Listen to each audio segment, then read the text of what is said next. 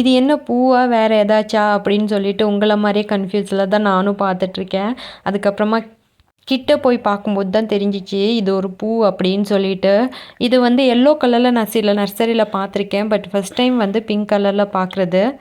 இதோட பேர் என்னன்னா ஜெர்சிகா கார்னியே.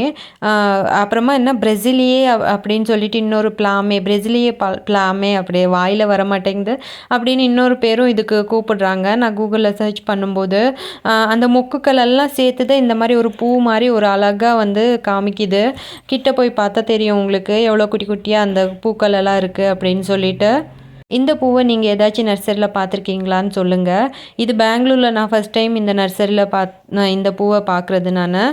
ஓகே ஃப்ரெண்ட்ஸ், இந்த மாதிரி நிறைய டிஃப்ரெண்ட்டான பிளான்ட்ஸை வந்து பார்க்குறதுக்கு என்னோடய சேனலை வந்து சப்ஸ்கிரைப் பண்ணுங்கள். அது மட்டும் இல்லாமல் உங்கள் ஃப்ரெண்ட்ஸ் யாராச்சும் பெங்களூரில் கார்டனில் இன்ட்ரெஸ்டடாக இருந்தால் என்னோடய சேனலை வந்து ஷேர் பண்ணுங்கள். ஓகே ஃப்ரெண்ட்ஸ், இது உங்கள் கலை பெங்களூர்லேருந்து.